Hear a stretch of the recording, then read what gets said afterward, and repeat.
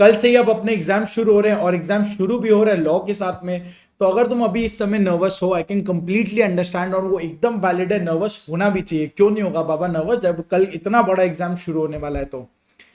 And specially जब वो exam law हो जहां थ्योरी पेपर हो जाता है, सिलेबस भी इतना बड़ा हो जाता है, तो ये जो नर्वस हो तुम इस समय, ये एकदम जायज है, it is completely valid. But अगर तुम ये नर्वसनेस को अभी बढ़ाओगे तो कल का एग्जाम गड़बड़ हो सकता है। तो इसीलिए अपने को क्या करना है, नर्वसनेस तो हो गई, what we have to do is अपने को काम रखना है, अपने आप को वो नर्वसनेस कम करना है, बस उसको बढ़ने नहीं देना है। क्या करना है, शांत हो जाओ यार, बहुत तुमने और बहुत कुछ पढ़ा है, लॉ सब्जेक्ट ही ऐसा है जहां सब कुछ पढ़ना पॉसिबल नहीं है। It is impractical, impossible to cover everything, every single act of the syllabus. इतना बड़ा सिलेबस है, इंस्टीट्यूट खुद ये मानता है, और इसी के लिए अपने बेस्ट पॉसिबल स्ट्रैटेजीज पे डिस्कस कर चुके हैं, राइट। आई एम श्योर तुमने वो फॉलो किया होगा। वापस मैं तुमको बोल देता हूं, एथिक्स और कॉन्ट्रैक्ट एक्ट भूल से भी नेग्लेक्ट मत कर जाना, वो दोनों तो तुमको करना ही करना है।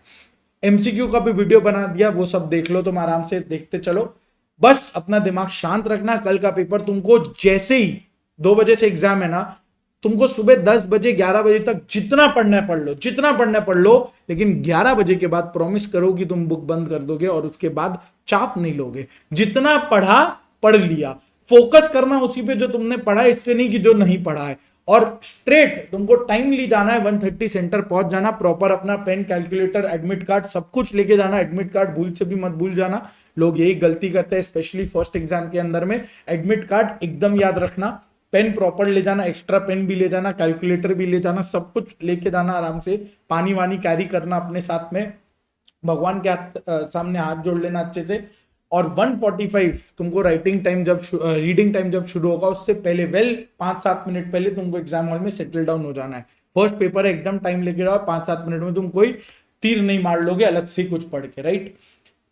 जैसे ही पेपर मिलेगा, जैसे ही पेपर मिलेगा, 15 मिनट का रीडिंग टाइम, 3 घंटे का राइटिंग टाइम सुपर इंपॉर्टेंट होता है।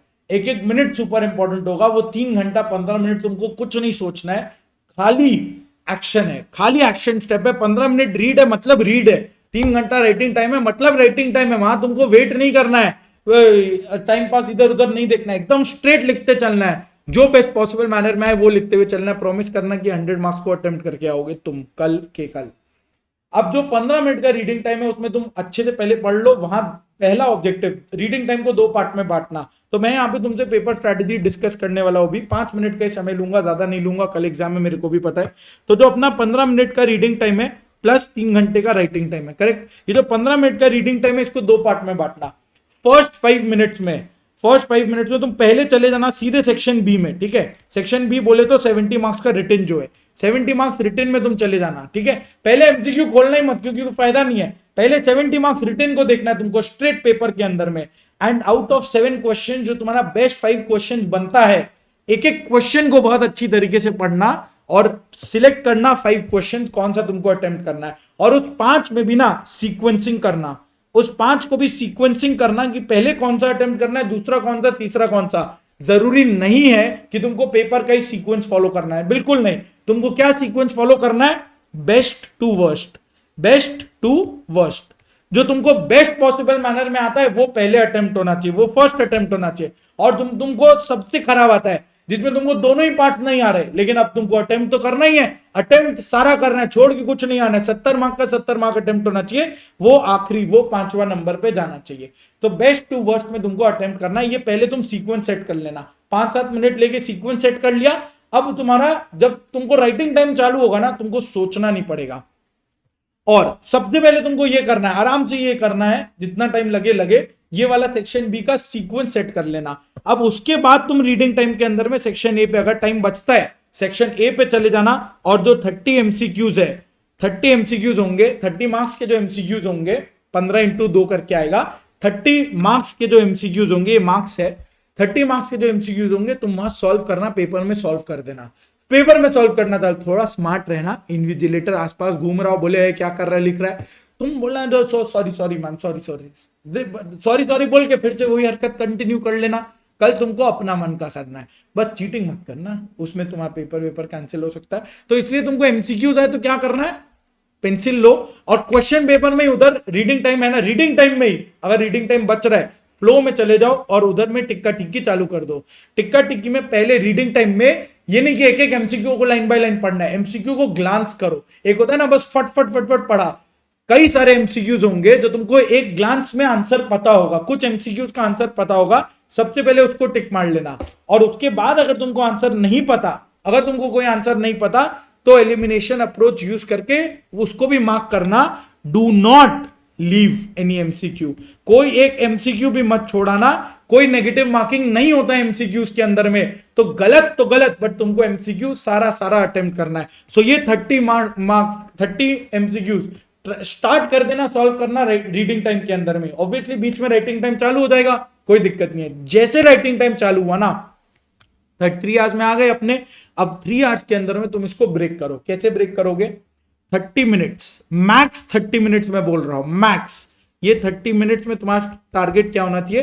टारगेट होना चाहिए ऑल एमसीक्यूज। सोचो अगर तुम पहले 30 मिनट्स में 30 मार्क्स अगर तुम अटेम्प्ट कर लिए, so it is like 30 minute में अपना 30 नंबर आ गया। वो क्या गजब कॉन्फिडेंस होगा। और इसमें तुमको जो समझ आ रहा है वो टिक मार देना है। अगर आ रहा है तो वो टिक मार दो, नहीं आ रहा है तो एलिमिनेशन अप्रोच यूज करके बेस्ट वाले को टिक मार देना। बट कोई भी एमसीक्यू छोड़ के मत आना, बिल्कुल छोड़ के नहीं आना। और उसके बाद तुम्हारे पास 2.5 घंटा बचे, 2.5 आवर्स रिमेनिंग है फॉर 5 क्वेश्चंस। 5 क्वेश्चंस है, 5 करना ना आउट ऑफ 7, 2.5 घंटा है, तो स्ट्रेट तुमको 30 मिनट्स, स्ट्रेट तुमको मिला है 30 minutes for every question. Straight तुमको मिल रहा है 30 मिनट्स फॉर एवरी क्वेश्चन, और एवरी क्वेश्चन में 2 पार्ट्स होंगे, तो यानी 15 मिनट्स फॉर 2 पार्ट्स। हर एक पार्ट का 15 मिनट तुमको समय मिल रहा है। तो एकदम क्लियर अपने आप को टाइम कर लेना। आधे घंटे में अपने को एक एक क्वेश्चन सल्टाना है, 15 मिनट में अपने को एक ब्लॉक सल्टाना है, एक क्वेश्चन सल्टाना है। अब अगर जहां तुम्हारा 12 से 13 मिनट कंप्लीट हो गया, 12 से 13 मिनट कंप्लीट हो गया, तो आंसर लिख रहे हो तो उसको रैपिंग अप की तरफ चले जाना, रैपिंग अप की तरफ चले जाना। ठीक है, अब नेक्स्ट बात यह है कि क्वेश्चन सॉल्व अपने को कैसे करना है। प्रॉमिस कर लेना कोई क्वेश्चन तुम छोड़ के नहीं आओगे। ये स्ट्रैटेजी फॉलो करना, कोई क्वेश्चन तुम नहीं छोड़ोगे, तुम सारा अटेम्प्ट करके आओगे। अटेम्प्ट करना कैसे है? अगर एथिक्स है तो स्ट्रेट पॉइंट फॉर्म में अटेम्प्ट करना, उसमें कोई तुमको कहानी नहीं करना, स्ट्रेट पॉइंट फॉर्म में अटेम्प्ट करना, काम हो जाएगा। ठीक है, रहा बात अगर अपना कॉन्ट्रैक्ट एक्ट, कंपनीज एक्ट या कोई भी और एक्ट है, तो तुमको 4 पैरा, कोई जरूरत नहीं है डिवाइड करने का। सच्ची अगर मैं बोलूं तो 4 पैरा कुछ डिवाइड करने का नियम नहीं होता है। नॉर्मली बोला जाता है कि लीगल प्रोविजन पहले बनाओ, जो भी क्वेश्चन है सबसे पहले लीगल प्रोविजन लिख दो। अगर केस स्टडी नहीं है, स्ट्रेट प्रोविजन है, तो लीगल प्रोविजन नहीं होगा। जैसे कि मान लो क्वेश्चन आया सेक्शन 68 बायबैक के प्रोविजंस को बताओ, तो स्ट्रेट तुमको लीगल प्रोविजन करके आंसर करना है। अगर कोई केस स्टडी आया तो फिर लीगल प्रोविजन आ जाएगा। जो केस में मेंशन्ड है, केस स्टडी जो है, वो केस को 1 से 2 लाइन, जस्ट 1 to 2 लाइंस इसमें लिख देना, और लास्ट में 1 लाइन में 2 लाइन में कंक्लूजन ड्रॉ कर देना। मेन मार्क्स किसका होता है? मेन मार्क्स हमेशा लीगल प्रोविजंस का होता है। तो तुमको कोई लंबा चौड़ा कहानी नहीं करना है, स्ट्रेट लीगल प्रोविजंस लिखना है। सेक्शन याद हो तो लिखना, नहीं याद हो तो मत लिखना। As per applicable provisions of so and so act, जो लिखना हो लिख देना। सेक्शन याद हो सिर्फ तभी कोट करना, अदरवाइज मत कोट करना। हीरो मत बनने जाना बेमतलब के लिए। केस सिर्फ 1 से 2 लाइन।